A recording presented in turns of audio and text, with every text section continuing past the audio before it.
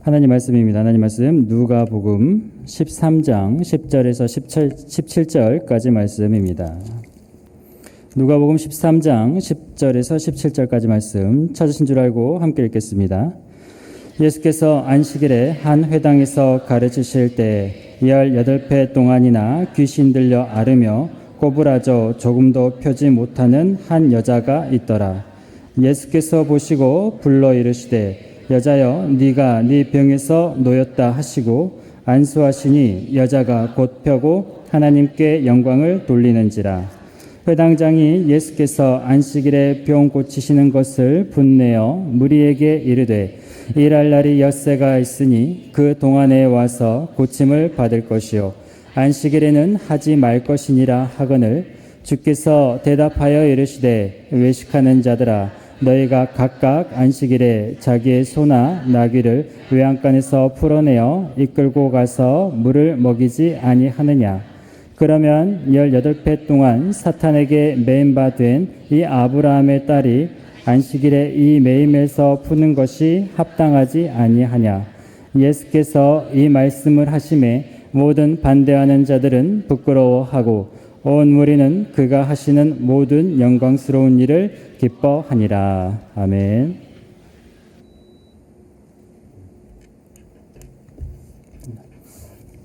네, 식사는 잘 하셨나요?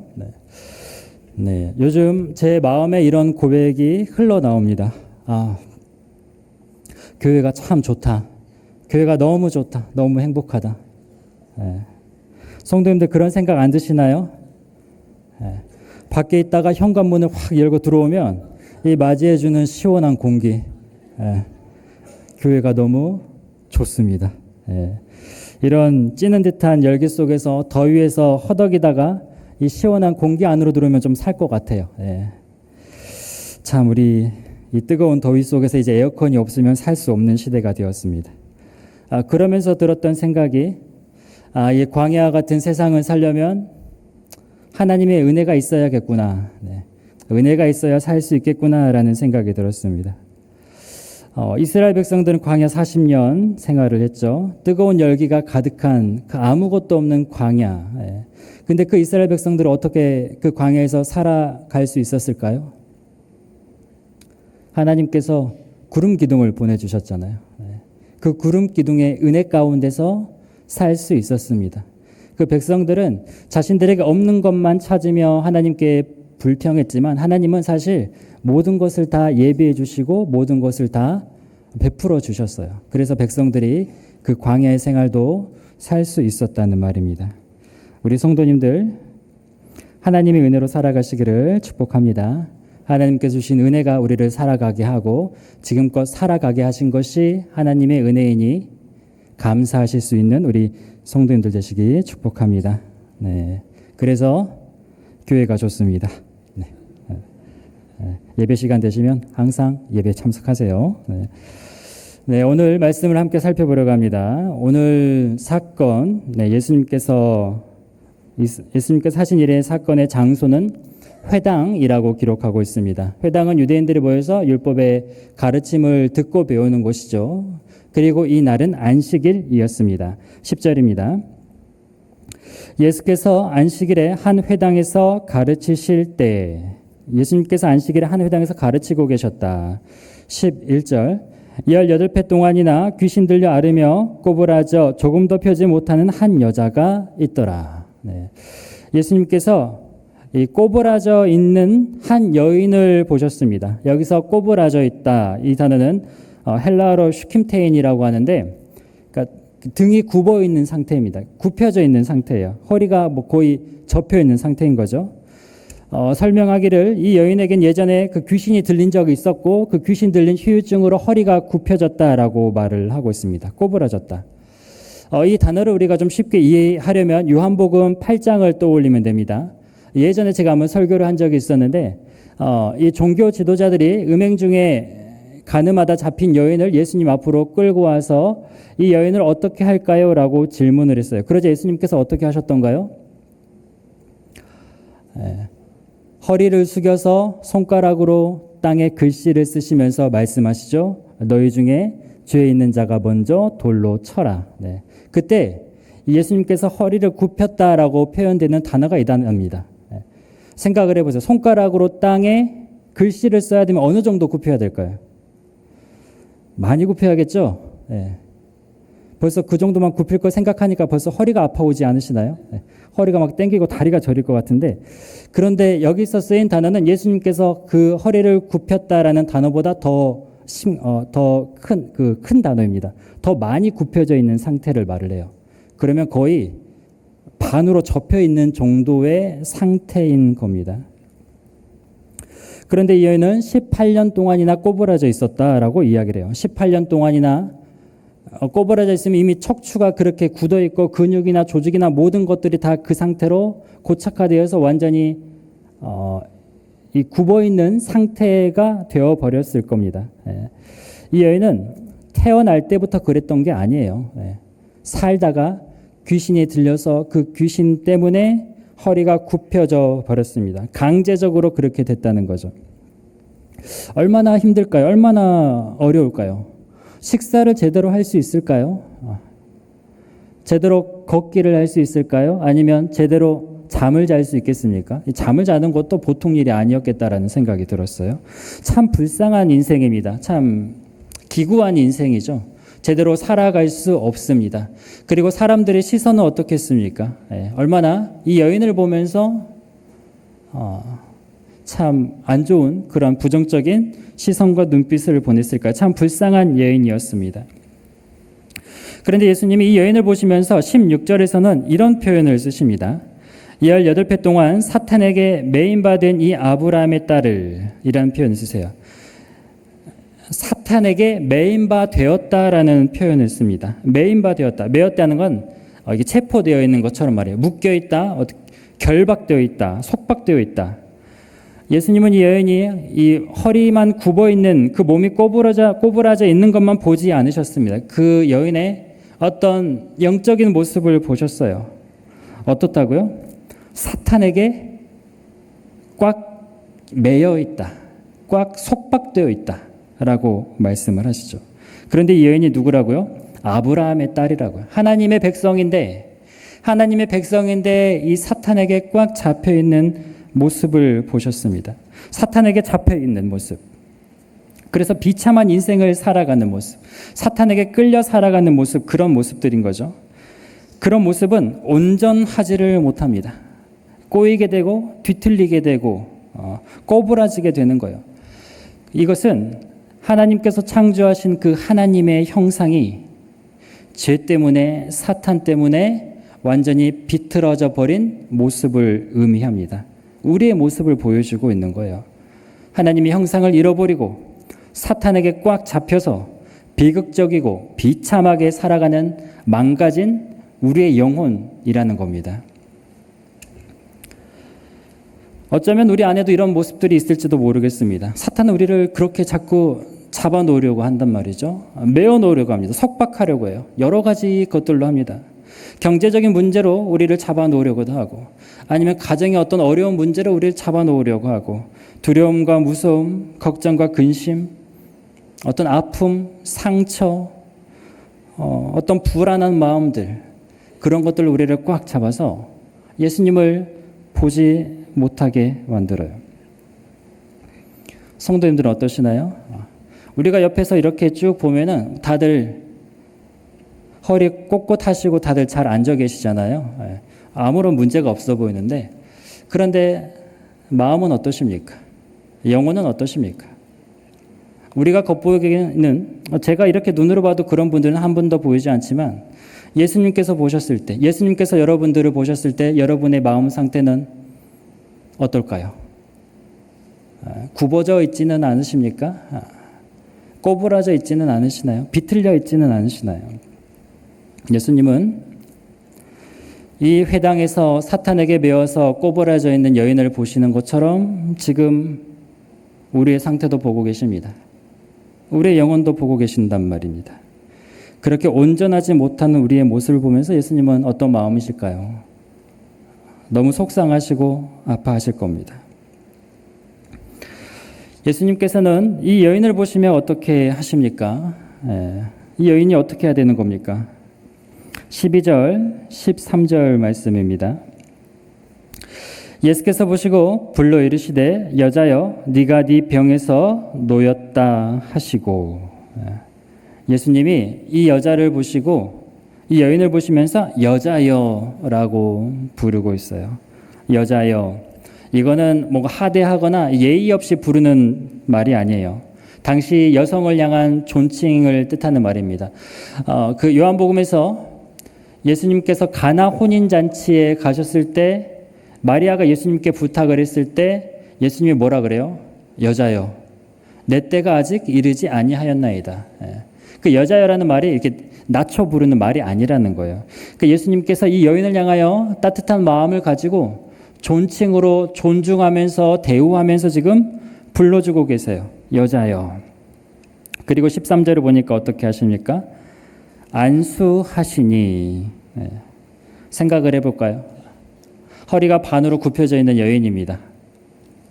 예수님이 안수를 하신대요. 어디에 손을 얹어 놓으셨을까요? 그 구부러진 부위에 손을 얹어 놓지 않으셨을까요? 그 구부러진 허리에 손을 얹어 놓으시면서 말씀하시는 거죠. 네가 네 병에서 놓였다. 여기에서 그 놓였다라는 단어는 예수님은 네가 치료되었다, 네가 나았다라고 말씀하지 않으시고 놓였다라고 표현하십니다. 놓였다. 꽉 잡혀있고 묶여있는 그 상태에서 풀려났다, 자유하게 되었다라는 뜻이에요. 예수님께서는 묶였던 것에서 풀려나게 하시는 분입니다. 사단의 매임에서 자유케 하시는 분입니다. 우리의 그 꼬부라진 것들을 펴지게 하시는 분이세요. 꼬여있는 것들을 풀어지게 하시는 분이고 어긋나 있는 것들을 원래대로 회복시키시는 분입니다. 바르게 만드시는 분, 온전하게 하시는 분이에요. 이것을 뭐라고 합니까? 안식이라고 하는 겁니다. 원래의 상태로 되돌리는 것, 온전함을 회복시켜주는 것, 온전함을 누리며 살 수 있게 하는 것이 바로 안식이라는 거예요. 예수님은 우리에게 그걸 베풀기를 원하신다고요. 그것을 주시기를 원합니다. 그 안식을 주시기 위해서 이 땅 가운데 오셨다고 말씀을 하세요. 인자는 안식일의 주인이니라. 우리에게 자유를 주기를 원하시는 거죠. 우리가 꽉 잡혀있는 그 인생에서 풀려나기를 원하세요. 거기에서 꺼내주기를 원하세요. 거기에서 건져주기를 원하시는 겁니다. 그 사탄의 매임에서 풀렸을 때 이 여인이 어떻게 돼요? 허리가 펴졌다. 원래대로 그 영혼의 모습이 되돌아왔다라는 의미가 담겨있죠. 우리 성도님들의 마음이 아프고 괴로운 부분이 어디에 있습니까? 비틀어지고 꼬부라져 있고 어긋나 있고 어떤 일들이 우리 성도님들을 그렇게 만들고 있습니까? 육신의 약함이 그렇게 만들고 있습니까? 경제적인 어려움이 그렇게 만들고 있습니까? 가족의 문제들이 그렇게 만들고 있나요? 주님을 바라보지 못할 정도로 구부러진 그 영혼 상태로 계시는 건 아닙니까? 우리 성도님들, 주님께서 그 구부러진 마음 가운데 안수하여 주시기를 축복합니다. 건져주시기를 소망합니다. 다시 일으켜 세워주시는 은혜가 있기를 축복합니다. 네가 네 병에서 놓였다. 주님의 은혜만이 우리를 자유케 해주십니다. 주님의 사랑만이 우리를 안식하게 하십니다. 이 여인은 예수님의 은혜로, 예수님의 사랑으로, 예수님의 말씀으로 다시 자유케 되고 매인 것에서 풀려나게 되고 허리가 펴지게 되었어요. 그런데 이 안에는 이 여인 말고도 다른 의미로 구부러진 사람이 있었습니다. 꼬부라진 사람이 있었어요. 뒤틀려진 사람이 있었어요. 예수님께서 이 여인을 고쳐주셨을 때 그게 못마땅했던 사람이 있습니다. 14절 말씀입니다. 같이 읽어보겠습니다. 회당장이 예수께서 안식일에 병 고치시는 것을 분내어 무리에게 이르되 일할 날이 엿새가 있으니 그동안에 와서 고침을 받을 것이요 안식일에는 하지 말 것이니라 하거늘. 이 회당장이 예수님께서 이 여인을 고쳐주시는 모습을 보면서 분을 내었다, 화를 내었다라고 말을 합니다. 이 여인은 예수님의 은혜로 회복해 되었는데 18년 동안이나 묶여있던 거기에서 풀리게 되어 온전케 되었는데 이 회당장이 하는 말이 화를 냈어요. 아니 보통 그 정도면은 축하해주고 축복해주고 잘 되었다고 함께 기뻐해줘야 되는 거 아닌가요? 예. 회당은 이 마을에 있는 그 건물입니다. 이 마을에 있다는 것은 이 마을에 있는 사람들이 와서 거기서 예배를 드려요. 그러면 회당장이 이 여인을 몰랐겠습니까? 평상시에 다 봤던 이 여인이었단 말이에요. 그런데 이 여인을 보고도 전혀 축하해주는 마음이 없습니다. 화를 내요. 못마땅해요. 마음 들지 않았어요. 회당장이 누구를 보면서 그 이야기를 하냐면 무리에게 이르되, 거기에 앉아있는 사람들에게 화를 냈다는 말이죠. 그리고 거기에 있는 그 여인에게도 화를 내고 있어요. 이 회당장의 마음에는 여인을 향한 마음이 없습니다. 긍휼함이 없습니다. 자비가 없어요. 사랑이 없어요. 율법에서 가장 중요한 것은 하나님을 사랑하는 것이고 이웃을 사랑하는 것인데 그 사랑이 없다는 말입니다. 이 회당장에게는 그것들이 중요하지 않았어요. 이 회당장에는 자기 자신에게 사로잡혀 살던 사람이었습니다. 자기의 그 교만함에 사로잡혀 살던 사람이었어요. 성도님도 우리가 내 자신에게 사로잡히면, 자신의 자아에 사로잡히면, 자기의 의에 사로잡히면, 자기의 욕심에 사로잡히면 어때요? 사랑을 줄 수가 없어요. 그 사람을 향한 마음이 나오지를 않아요. 구부러진 마음, 비뚤어진 심령에서 사랑이 드러날 수가 없다는 거예요. 흘려보낼 수가 없다는 거예요. 하나님은 사랑이신데 하나님이 없으니 사랑이 도대체 어디에서 나오겠습니까? 이렇게 비틀어진 사람, 꼬여있는 사람은 사랑을 줄 수가 없습니다. 그리고 사랑을 줄 수 없는 사람은요, 또 사랑도 받지를 못해요. 그 사랑을 누리지를 못합니다. 한 목사님이 그 설교 중에 이런 예화를 드신 적이 있으셨는데, 그 목사님이 이제 한 가정에 초대를 받아서 신방을 가시게 되었답니다. 가정 신방을 가면 이제 같이 예배를 드리죠. 찬송하고 또 같이 하나님 말씀을 또 듣고 예배 드리고 또 목사님께서 이렇게 축복 기도도 해주시죠. 목사님이 이 가정을 위해서, 집사님 가정을 위해서 이렇게 기도를 해주셨대요. 이제 축복 기도를 하시다가 이 가정 안에 하나님의 말씀이 넘쳐나게 해주십시오. 기도가 끊이지 않게 해주십시오. 찬양이 늘 울려 퍼지게 해주십시오. 그래서 이 가정이 하나님께 영광 올려드리는 가정이 되게 해주십시오. 라고 이렇게 기도를 해주셨답니다. 그렇게 신방을 잘 마치고 목사님이 돌아오셨는데 그 다음부터 이 집사님이 교회 나오질 않으시더래요.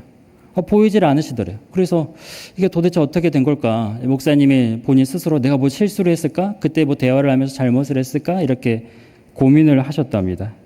그런데 이 목사님이 다른 분을 통해서 건너들었는데 안 나오신 이유가 뭐였냐면, 나는 평소에 말씀을 잘 보는 사람인데, 나는 평소에 찬양을 잘하는 사람인데, 기도를 많이 하는 사람인데, 목사님이 그렇게 기도하시니까 내가 평소에 말씀도 안 보는 사람인 것 같고, 기도도 안 하는 사람인 것 같고, 찬양도 안 하는 사람처럼 보여서 마음이 상했다는 거예요. 그래서 교회를 안 나왔다는 거예요. 그래서 이분의 그 신앙생활은 도대체 어디에 중심이 있었을까? 이분 아마 자기의 어떤 그 신앙생활에 자존심이 상해서 거기에 상처를 받으셨던 것 같아요. 그러니까 이런 분들은 정말 사랑을 드리기도 어렵습니다. 축복을 해드려도 그거를 받지를 못하시는 분들이 있어요. 그러니까 내 자신, 내 자아가 중심이 되어버리면, 내가 우선이 되어버리고 내 자존심이 먼저가 되면요, 사랑을 주기도 어렵고 사랑을 받기도 어려워져요. 지금 회당장은 그런 상태의 사람이었다는 말입니다. 성도님들, 여기서 이 여인은 아픔과 고통과 괴로움 때문에 구부러져 있는 어떤 심령이었습니다. 그런데 이 회당장은 다른 의미에서 구부러져 있었던 것 같아요. 자기의 욕심, 어떤 욕망, 어떤 정욕, 질투, 그 교만함으로 인해서 구부러져 있었습니다. 꼬여 있었습니다. 뒤틀려 있었어요.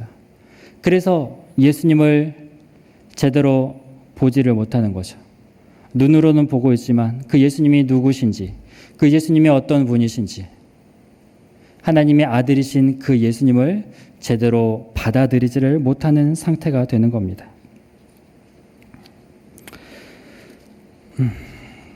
우리 성도님들,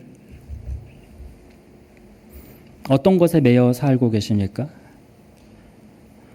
예수님이 아닌 것에 매여 계십니까? 예수님이 아닌 것에 붙잡혀 계신가요? 내 마음을 빼앗기고 계시고 내 마음을 주고 살아가고 계십니까? 내 마음을 내어주고 계시는 건 아닙니까? 거기에 붙들려서 살아가고 계신 모습은 아닙니까? 잘 생각해 보세요. 그렇게 살아갈 때 우리의 영혼이, 우리의 심령이 어떤 모습이 된다고요? 비틀어지고 꼬부라지고 꼬여지는 그런 모습이 돼요. 우리의 영혼이 신음하면서 우리의 영혼이 괴로워하는 상태가 된다는 겁니다. 말씀을 읽으면서 곰곰이 생각해 봤습니다. 내 마음은 어디에 있을까? 저는 내 영혼은 어디에 매여서 붙잡혀서 살아가고 있을까? 혹시 나의 심령도 그러하진 않을까? 그런 고민들을 했습니다. 저도 늘 영적 전쟁 가운데 살아갑니다. 목회자라서 그런 게 없는 게 아니죠. 오히려 고민이 없어 보이지만 오히려 더 치열하게 영적인 전쟁을 하고 살아갑니다.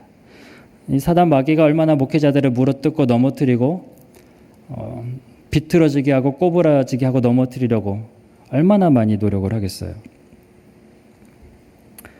어떤 때는 꼬부라진 여인과 같은 심정으로 주님을 찾을 때가 있습니다. 아픔과 상처가 나를 붙잡으려고 할 때, 고통과 괴로움이 나를 움켜쥐려고 할 때, 불안과 걱정이 나를 사로잡으려고 할 때, 그럴 때가 있어요. 그럴 때 주님 앞에 나아갑니다. 주님, 저를 불쌍히 여겨주십시오. 저에게 은혜를 주십시오. 주님, 이것들에게 내가 휘둘리지 않게 해주십시오. 이것들에게 내가 잡혀서 살지 않게 해주십시오. 나의 짐을 주님께 드리니 주님께서 대신 져주십시오. 또 어떤 때는 회당장의 모습일 때가 있어요. 욕심이 나를 잡으려고 하고 정욕과 그 욕망이 나를 잡으려고 하고 어떤 성공해야겠다는 그 마음이 나를 잡을 때도 있고요. 재물적인 경제적인 것이 나를 잡을 때도 있고 내 자존심, 내 교만함, 내 의, 내 뜻, 내 생각이 나를 꽉 잡을 때가 있습니다. 그럴 때도 마찬가지로 결국 주님을 찾을 수밖에 없습니다. 주님, 불쌍히 여겨주십시오. 내 교만을 꺾어주십시오. 내 자존심을 무너뜨려 주십시오. 내 의를 넘어지게 해주십시오. 당신의 은혜가 필요합니다. 나는 죽고 예수로 사는 당신의 자녀가 되게 해주십시오.